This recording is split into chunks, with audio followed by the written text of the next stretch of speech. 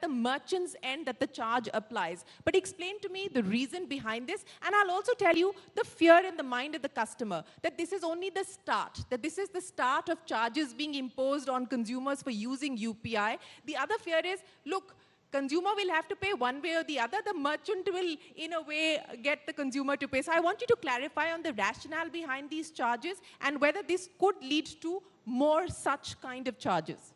So first of all, Shireen, there are two entities which are actually taking part in the merchant payments. One is the customer and second is the merchant. And obviously there is a P2M, which is person to merchant and person to person transactions in UPI or any other payment system. So one thing is very clear, that customer never pays for any payment transaction, right? Whether it's a peer-to-peer or peer-to-merchant. Always, merchant as a user of the payment system pays the nominal reasonable charges for the payment system. So that's the first principle. The second point is the UPI for the bank account, using the bank account is already free with the government notification. And again, if there is a review, if there is a change, again, the government will have to decide on the next course on that.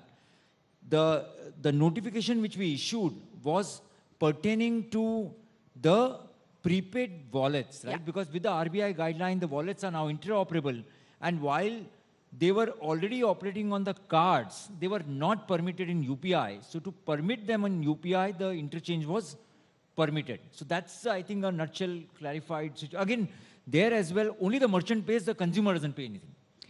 You've made that amply clear, not just here on the Rising India stage, but even in the NPCI press release that came out this morning, clarifying that the consumer doesn't need to pay. Yeah. But the larger question is, Dilip, when we're talking about moving to 1 billion transactions, which is what the aspiration is for you, you're anticipating a 10x growth from here by 2030. Someone's got to pay. Yeah.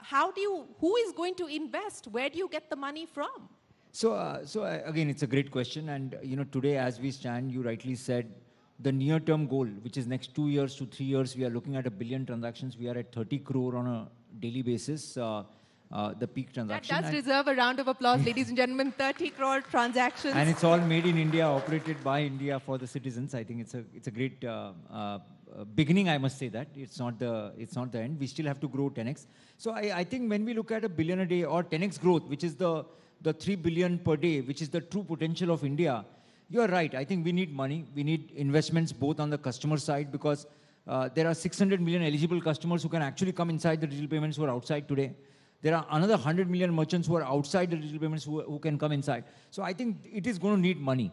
As on date, the government is kind of giving the digital payment incentive to the ecosystem. And there is a dialogue with the ecosystem and the government, the stakeholders, that how do we grow UPI to 10x now, and how do we ensure that the awareness, education, the whole consumer and merchant onboarding for the large number takes place. Even if we don't do anything, Shirin, it will happen in next 10 to 15 years time. Now the question is, can we do this by 2030? I think that's the question which we are looking at. And I think it's an issue which is under discussion. So let's see how it progresses. As of now, the government is paying the incentives, and ecosystem is still trying to look at a very positive outlook that we need more investments. Banks, fintechs, everybody. That is the reality. We need more investments. If the consumer is not going to pay, who does, Mr. Subramaniam? I'd like to add a point. I think everybody remembers flying in India was supposed to be a rich man's fancy. And you remember Captain Gopinath came with Deccan Aviation, and then he said, we'll sell tickets for 1 rupee. It changed people's mindsets. Today, everybody thinks of flying as an alternative to railways, irrespective of what their income levels are. I think the same thing with UPI. In the initial years, you need to promote, you need to see that it becomes a habit. And then once the ecosystem is large enough not just domestically, but that you're able to compete globally, because there are alternative payment systems, you should be able to be strong enough to take them on. At that point, one can think of other ways. But in the initial years, all technologies need to be sustained with some degree of support. Yes, that support, as you put it, is understood. But you talked about the global aspiration. Let me get each one of you to comment on that. And Dilip, I'll start by asking you. The plans to globalize UPI, an initial beginning has been made with the pact that's been struck with Singapore and India. I know that you believe that this could be the model, this could be the template for what we could do with other countries. What's the appetite? You are going to be speaking. Dilip is on his way to the G20 Sherpa meeting in Kumarakom. He's going to be speaking there. This is one of the priorities that the Indian government has set out as part of the G20 presidency. I mean, how quickly do you believe UPI can truly globalize? So, Shireen, the Prime Minister's vision and again the government, RBI, all are working towards the way India is self-sufficient on the payments for the domestically. I think next 10 to 20 years time, a long vision is to be self-sufficient on the cross-border pipes as well. And it's a time-consuming process, but the beginning has been made with the Singapore-India corridor. I think in 30 seconds, one country's bank account can be debited and another country's bank account can be credited with all forex conversions, the compliances, the checks, AML, all CFT. I think the Singapore model has given that confidence to the world, in my assessment, that in 30 seconds, two bank accounts in two different countries can transact. I think this is just a beginning, and the RBI, the MEA, the government is also helping us to reach out to the other central banks and their agencies to create this cross-border pipes. It's a long journey, but I think everybody's committed to make this happen. We'll have to look at an investment approach, right? Because the transaction will take longer time to pick up to the level what you're looking at. But I think the outlook is outstanding. $100 billion remittance we get on a yearly basis. Plus we have a huge travel now outbound from India. So I think it's a great story. We'll have to keep doing this. So in the next 5 years, what would you believe we could, where could we be as far as globalization is concerned? So I think, it may not be a very wrong to say that, at least a few countries utilizing the India's payment stack, right? Prime Minister said that India's public good can be the public good of the world. Similarly, having the cross-border pipes with at least 15 top countries out of 30 to have the self-sufficient cross-border pipes to process remittances and payments. Well, that's a vision we are looking at. Well, it's not going to be an easy road, as you know. Absolutely. But that is the vision, and it's an aspirational vision. Is that, Mr. Rajaraman? Speaking of aspirational visions and targets, the 5G rollout. I was speaking with the global CEO of Ericsson, and he said that what India has been able to do as far as the 5G rollout is concerned so far is probably the fastest 5G rollout in the world. And by the end of 2023 or by March of 2024, between both Jio and Bharti, we should see nationwide coverage as far as 5G is concerned. You've already been tasked with rolling out 6G. I mean, when are we realistically talking about that? It's a good question, because if you look at our story, starting from 2G, I think the country was essentially a consumer of technology, I think, for 2G, 3G, and a best part of 4G. So that was very unfortunate. I think though we had the capabilities, we look at the history. We had an organization called CDOT. We have an organization. CDOT's contribution to the construction of building digital exchanges in those days, in the 90s, is phenomenal. I think the way it was able to replace international options was phenomenal. But somewhere in between, I think they lost the opportunity to innovate. So not only CDOT, but the entire ecosystem. But the last several years, I think I would say 7-8 years, I think the confidence has returned to the local domestic industry. Because essentially, it is not about building technology. Building technology has to come along with market access. If we don't promote our own products, who else will? So therefore, I think that is the confidence that the industry has got today. So therefore, I would say the last several years, I think, let me also say that while we are talking about mobile technologies, India is a world leader in optical communication technology. Some of our companies are exporting to nearly about 40 countries. Their fiber networks, the optical communication networks, and so on and so forth, routers, and so on and so forth. So it is in mobile, I think, probably somewhere we lost in between. So the last several years, I think now we have built a 4G core, put it to the strictest standards of tests, and now we are there, I think. So, and CDOT has also rolled out a 5G NSA core. And by end of this year, they are going to roll out a 5G SA core. And it's not only about C-Dot. I mean, I think we have companies like TCS, I mean, Jio, all of them have made contributions. They are all now enthused enough to say that, okay, we are also going to join the bandwagon. And let me say that the 5G rollout itself, Jio stack also contains their own, equipment. So this is something which we are very proud of, incredibly proud of, and we need to support it. So how do we support it? That's the question. That's a fundamental question. So one is providing market access. The other is we need to fund the R&D. If you look at the world majors, they all have spent tens of billions of dollars every year in research. So our research by far has been very, very low. So for the first time, I think we have now a formal system. We have a telecom technology development fund. We are funding startups. So I think this needs to grow to scale. I think it's not as if government has not been funding, but focused funding on a particular technology where we've been largely consumers of technology is the focus. So I think a combination of market access and investment in R&D will get you there. I think. And we are very confident because now we have stacks which can compete with the best in the world. And I think maybe the end of this year, we will see substantial global traction as well. You know, I think, and that is that's been a legacy issue, the lack of investment in R&D, public as well as private, and that has been something that we need to correct. But, you know, since we're talking about 5G, I'm going to do another quick poll here of our guests. How many people have already switched to 5G? Well, that's not bad. That's about 30% of the room has perhaps moved over to 5G.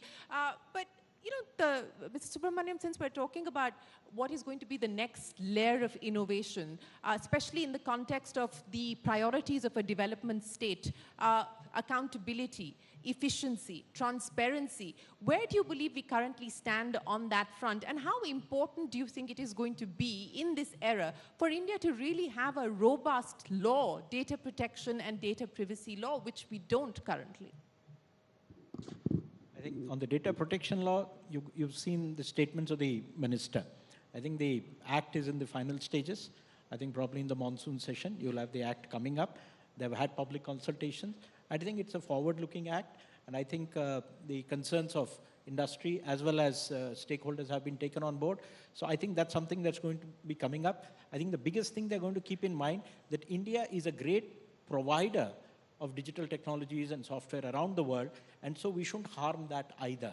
So I think as one reads it and one is privy to some of the discussions that are going on, we will have a forward-leaning data protection law, which will also ensure that our existing businesses which are there in the country, and India is a major services producer, both domestically and internationally, that without that being heard, adequate data protection is there for the individual.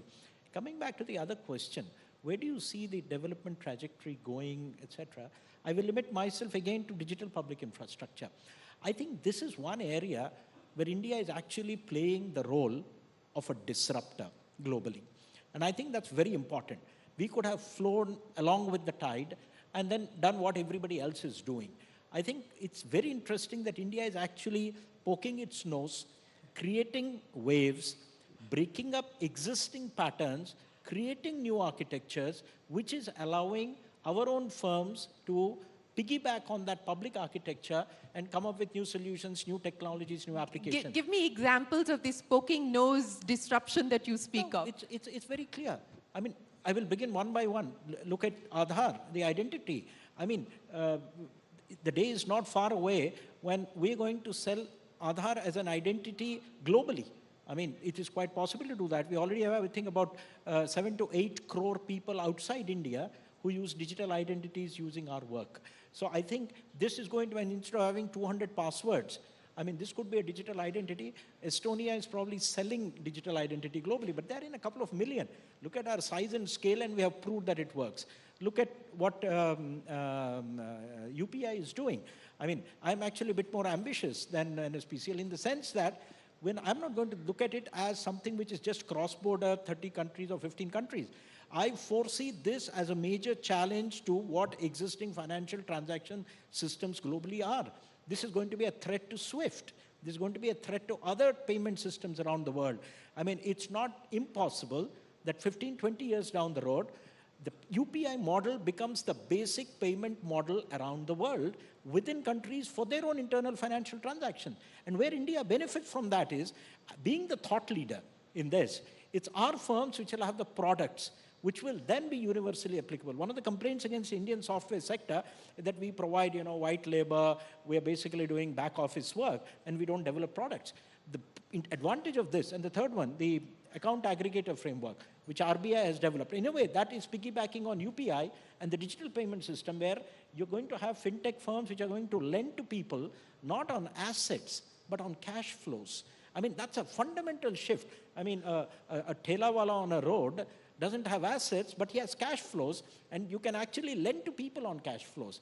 Once you've established that principle, think of how it will explode globally. And so whatever you see, be in Bangalore, Bombay, outside Delhi, these new startups, the unicorns that are coming up, they're not unicorns just for nothing, but they are coming up with business models which are riding on our public architecture, which tomorrow I foresee as at least half or more than half of them being global standards. And building on what NSPC UPI is doing, what India should be doing is, after having established the proof of concept on scale in India, we need to set global standards. And the day that happens, you will see that Indian standards means more Indian created stuff, be it products or technologies spreading around the world. I think that's the game of the future. Are we going to get into standard making? And I think we are on the way, and that's where the G20 will help. Well, Dilip Asbe, are you ready for this challenge that Mr. Subramaniam has thrown your way? Replace SWIFT in the next 20 years? No, okay. Look, I think what we are looking at, more innovation, as you and Sir was talking about. I think we still have huge amount of innovation to be made by our companies. While the public platform is run, the private players has to innovate, right? I'm saying, so whether you look at offline payments, whether you look at recurring, there is still a huge growth, right? RBI has recently launched a digital currency again. So I think today we are standing at 13% cash to GDP ratio, right? If we want to call ourselves a developed countries in next 20 years' time, I think we should be in a higher single digit at least, if not lower. So I believe that there is a lot more to be done, in my assessment. You've said that it is a journey, and it's a long distance covered, but a long distance to go as well. But Mr. Rajaraman, let's address the issue, since we're talking about globalization and we're talking about India leading innovation. Through the PLI scheme, the government has tried to bring in manufacturing in India, including in the telecom sector. There's also part of that is to try and create domestic champions. But are we creating powerful domestic brands? Manufacturing, contract manufacturing for Apple or Foxconn, etc., is one thing. But to truly be a domestic champion, are we creating brands that can go global?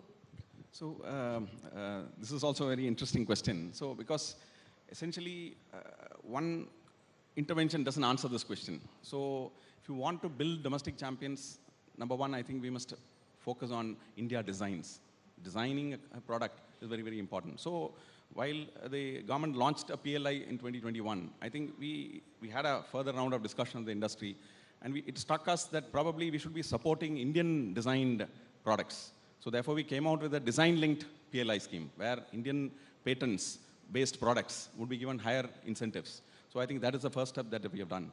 Second thing, we have set up a telecom development fund, technology development fund, because essentially designs require a lot of investment in R&D. So that also is something which needs to be done. So therefore, at the end of the day, unless we support products which are based on local designs, which means that Indian companies must invest in R&D, I think then India's presence in the global space would be rather restricted. So therefore, our exercise has been to answer this question in different ways, I think. And third, of course, is market access, about which I've already talked, I think. Mr. Subramaniam, let's address this issue, because I think come February, which is the time that the union budget is presented, everyone in the corporate sector says there should be more incentives given to corporate India for R&D investments. And this has been a long-standing demand. There have been many changes. In fact, there's been a rollback of the incentives that the government was providing. But if India truly has to lead when we talk about innovation, especially digital technologies, what do you believe the government can do to facilitate or spur private investment in R&D? I was just recently reading a paper, and they identified 44 critical technologies which will which are critical, both for security as well as for industry, as well for leadership. And of course, the big worry there was China is dominant in about 35 of them. They're number one, not United States. But the more interesting thing is that in about 30 of them, India is in the top 5. So, I mean, let's not be sad about what Indian R&D is doing. There is a lot of good R&D going on in India. But the fact of the matter is, are we getting into products and are we getting into brands? And I think the point you said there was earlier. I'll combine the two and answer. Number one, I think there is a development life cycle even in industry. You first need to get into manufacturing. I mean, a lot of manufacturing has got hollowed out in India. I mean, in his own sector, Indian telecom industries, telephone industries was the first public sector. And then we started importing a lot of stuff. So I think we're getting back onto the rails. So let's get into mass manufacturing first. That's what China did. But just wait, in 4-5 years, from mass manufacturing, China has now brands. And there are brands everywhere. So I foresee the large-scale production that is there in PLIs gradually transforming into brands, because at some point the company who's actually doing manufacturing for a third party is going to think, why can't I make my own brand? So I think that's what the evolution is. We never supported scale. Let the scale come in. Once the scale comes in, I mean, human innovation will take them to brands. Coming back to R&D, I think issue is not about tax benefits or whatever. I think the primordial urge of industries to survive and grow requires them to invest in R&D. And they are doing it. I mean, look at our automobile sector. And I'm going back to my past position wherever I was. You talk to the two-wheeler industry in India. The two-wheeler industry in India is global, the world-beating, and they're the best. They're not terrified about any two-wheeler from some other country. Go to EVs. In two-wheeler EVs, today India is top gun. Nobody can beat India in two-wheeler EVs in the kind of technology. And it's not that you're making the two-wheeler. It's the inner components, the parts, the touch screens, all of them are now designed in India. There's nobody else who can be there.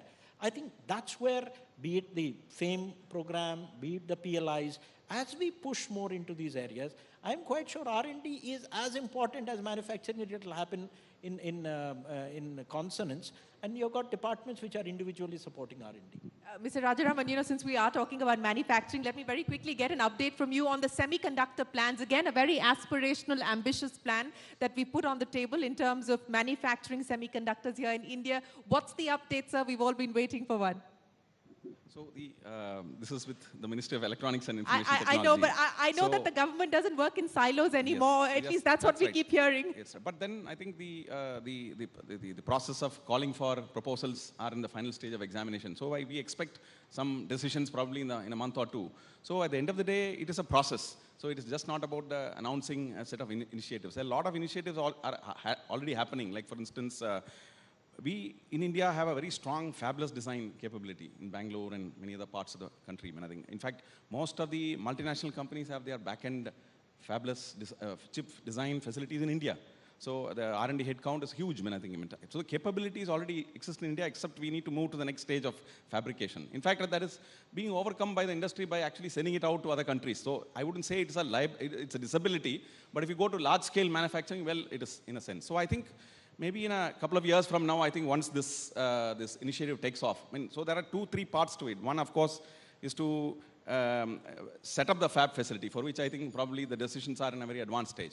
The other thing is to create the ecosystem that will support it. That's very, very important, because you need the skill sets and you need the supply chain, because both are very critical to the semiconductor industry. A supply chain which is very, very specialized, I think rare gases and specialty chemicals and so on and so forth. So that is something which the government is actually working with, and I think there are a number of producers already in India who are now being kind of coordinated into producing to scale and to the quality that the semiconductor industry requires. And also, the government is also actively working with the industry in actually building the skill sets that are required for manufacturing. So therefore, that requires people with lithography skills, the EDA tools, etc., etc. So I think a number of institutions and number of collaborations are on the job, including design of advanced chipsets, etc. And as far as our department is concerned, we've also launched a submission to look at about 3-4 telecom chipsets, which are crucial to telecom manufacturing, and we'll also be working on them, I think. Okay, well, that's good to know. Dilip Asbe, you're headed to the G20 Sherpa meeting in Kumarakom. You are going to be presenting your story, the UPI story, the NPCI story there tomorrow morning. Why don't you give us a sneak peek on what the story is going to be that you tell the G20 here with us here in the audience? So Shirin, I think we just have been talking about how the UPI can help any other country. We have spent about 12, 13 years now building up the digital payment story of India. So why the country has to spend all the time, all the efforts, right? So that's a pitch back to the other countries. Obviously, it's their choice to use or not to use, but we are kind of looking at a knowledge support. We are looking at a software support under the regulatory arrangement. We are also giving the source code to the central banks so that they are self-sufficient and they are not dependent on India for that matter. So these are the kind of things, and obviously, how do we make the cross-border efficient? Because one of the G20 mandates has been improve the access, transparency, the cost, and it has to be real time, right? So these are the 4 principles of G20 laid down for the cross-border remittances. So again, how do we get more traffic on adhering to these 4 principles? So a lot of work, I think, a lot of discussions are happening, and we believe that hopefully the countries are looking at India as an aspirational story which they can use as their partner to build up their domestic payments. Okay, well, that was a very quick sneak peek on what Dilip is going to be presenting to the G20 Sherpas in Kumarakom tomorrow. I know you have a flight to catch, Dilip. So thank you very, very much. Ladies and gentlemen, a big round of applause to Dilip Asbe, the CEO of NPCI. We wish you the very best of luck as you make your pitch to the G20. Gentlemen, let me come back to the two of you. Mr. Subramanian, let's address the issue of what we can expect next. The NITI Aayog, in fact, has put out a paper saying that digital banks could be the future, that India has a facilitating environment in light of Aadhaar, in light of everything else that we've been able to do with UPI, etc., that digital banks may not necessarily be far away in the future. You see, digital banks is an old idea. I mean, it's at least 20 years old. There are countries which have floated digital banks, but they've just not taken off for a variety of reasons. What you have had is actually computerization of brick and mortar banks, and then your interface with branches has reduced, but banks have not vanished. But now that you see the building blocks are already there, you've got a payment system, you've got an identity system, you've got your presence-less, paperless, cashless, all that happening. Digital banks is just one step away. It's just a question of RBI as a regulator becoming comfortable with the concept, and it's not far away that RBI will also have to accept reality, that this is the way forward. And India is actually best positioned to do that. And once you have digital banks, and of course there'll be a different regulatory setup for that. It's not a payment system because banking system affects the entire economy. You need some prudential norms to manage that. But once the RBI sets up and recognizes the need for this, understands that technological progress is inevitable. So, and then you recognize that, you set up regulatory system. I think India can be a leader in digital banks. I mean, NITI's paper is a forward-looking paper. I think that's the job of NITI, to wake people up and shake people up and say that, look, if you don't do it, somebody else will do it. And why don't we do it first? And if we do it first, we again become global leaders in that area. Yes, this was a paper presented by the NITI Aayog in 2022 on how India can take the leap as far as digital banks are concerned. But Mr. Rajaraman, Mr. Subramaniam said NITI is the IIT of the government, but let me ask you about the work that you're doing with the real IITs, which is IIT Madras on the 5G test bed. While everyone's talking here about 5G and eventually moving to 6G, where India wants to be the leader as far as the 6G rollout is concerned, but use cases of 5G that are relevant and contextual for India and our aspiration for growth, what do we have as of today? So let me first of all answer the first question on this test bed, I think. So since I think I must place on record some of the finest engineers in India, I think many of them who stayed back in India and working hard silently. I think I would like to recognize them. Like, for instance, the engineers, the 1,500 engineers we have in CDOT. Phenomenal work they have done in developing the 4G core and the 5G core. Similarly, the IITs you mentioned. There are many professors out here who are doing high-end research in 5G advanced, And some of them have got 6G related patents as well, I think. So these are outstanding people who are also, I think, taking the tough task of actually filing a patent. Filing a patent can be incredibly difficult. Let me tell you that, I think. It can be incredibly difficult because getting a global patent is even more difficult. So this is something which actually inspires a lot of us, I think, because we believe that these researchers out in public research institutions, in IITs and in industry are the ones who are driving the nation by creating new products and employment. Well, they do deserve a round of applause. Yes, the silent but real heroes who are working across different institutions on new technologies like 5G, etc. They do deserve a big round of applause. Sorry, you were going. Yeah. So there is also another category of people who I believe are great heroes. Like, for instance, the BharatNet, the question that you asked, there are, in the last 5-6 months, we have enrolled about 5,000 BharatNet Udyamis, who are youngsters out in the village, who have taken the trouble of drawing the fiber and taking it to the houses, maintaining, answering the customer calls, and making the digital India happen. So these guys, I think they are the ones who are probably going to take digital to the villages. So these guys are amazing. In fact, I think when we send teams out to the rural heartland,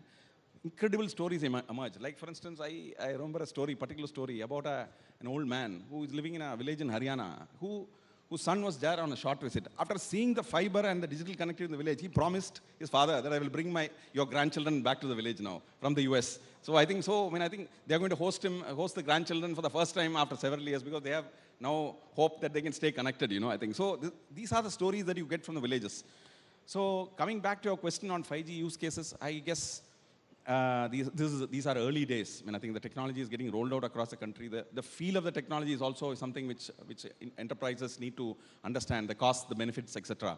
So at this point of time, in the last 8-9 months, we have actually launched an interministerial committee, which is working with all the ministries, the central public sector undertakings, and the private sector to look at sector-specific use cases. The use cases are in education, in smart agriculture, in mining, in enterprise, within the shop floors and the factories, to look at workstation monitoring. So there are incredibly different use cases, including the social sector.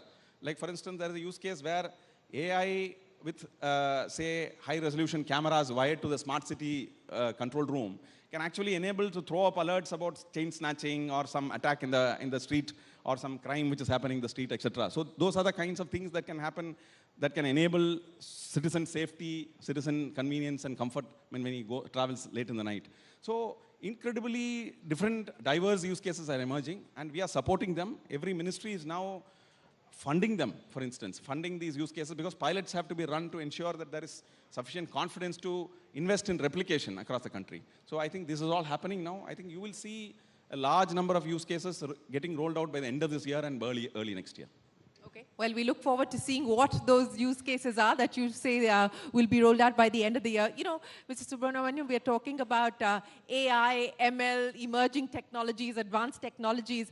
This takes me back to a conversation I had many years ago with Sam Pitroda, where he said that while India is talking about technology and adoption of technology, we would have truly arrived when government offices will replace the Nadewali files altogether. How far are we from that? Okay, I must mention this. So when I left my previous office and I took a couple of months off, I wanted to tie some paper and take it back. And I couldn't get a file pad in my office to tie it. So actually the NADA has disappeared. We are actually in government only on e-office. We are on e-file, everything. I don't spend more than 20 minutes clearing files in a day. It gives me so much more time to think. Used to have this peon or the class 4 employee whose job was basically to carry files from desk to desk. In most government offices, they have vanished. And I think that's a big credit to the government. This is something that has happened very rapidly in the last 5-6 years. It's a work in progress. We'll evolve to next stage. But the fact is, today, files are moving completely electronically, and not just within ministries, but across barriers, across ministries. So I think we don't get applications for leave or whatever.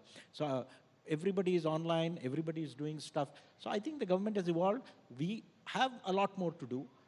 We are not yet into data analytics in a big way. Government throws up a lot of data. So using data for decision making, these are frontier areas.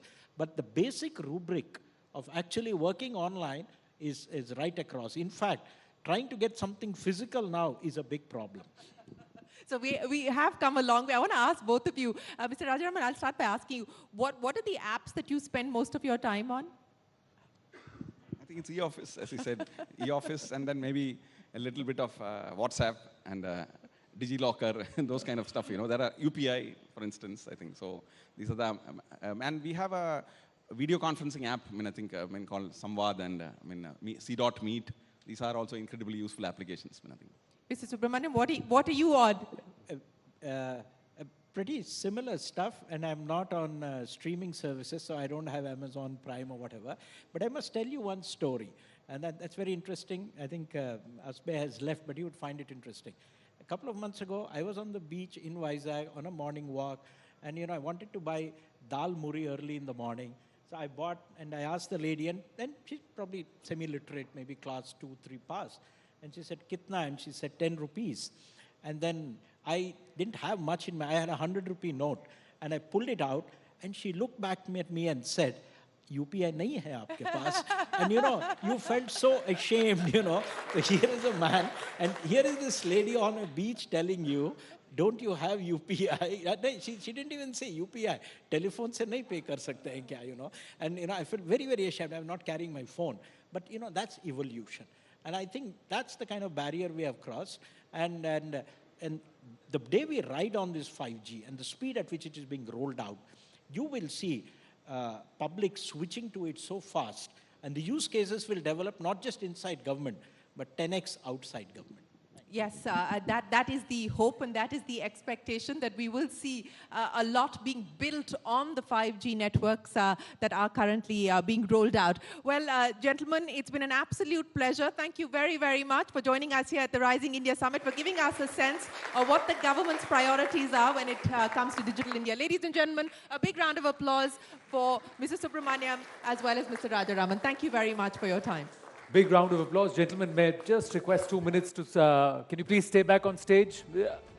I just request Shireen to present them mementos at Rising India, please.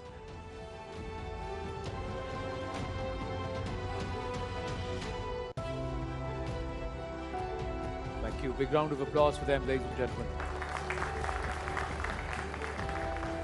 So we talk about UPIs. There was a time where they said कि पटवा लेना मत भूलिए. आज ऐसा हो गया कि phone है ना चल जाएगा. So that's the change that's happened. So from digital transformation or digital expressways and highways or information highways, let's now talk about the hard brick and mortar highways and the expressways, the way India is being connected. Our next session is about one of the most visible transformations that are sweeping India. Sample this. Delhi to Dehradun, 2 hours. Delhi to Haridwar, 2 hours. Delhi to Jaipur, 2 hours. Delhi to Chandigarh, 2.5 hours. Delhi to Amritsar, 4 hours. Delhi to Srinagar, 8 hours. Bengaluru to Chennai, 2 hours. Road journeys are becoming a breeze. And I must say, I have done this. Lucknow to Noida, 5.5 hours.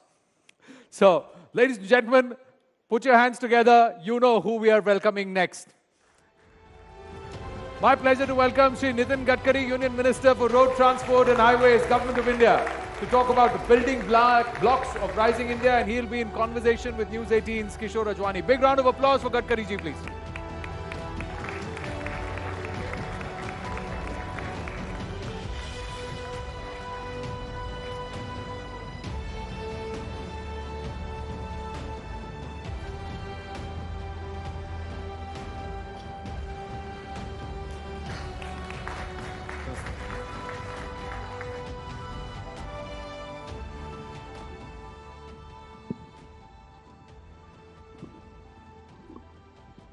Welcome Gadkari ji. तो पहले तो मैं audience को ये बता दूं, आपने एक वादा पूरा किया। आप पिछली बार जब आए थे आपने कहा था अगली बार हाइड्रोजन कार में आऊंगा, और आज आप हाइड्रोजन पावर्ड कार में ही आए।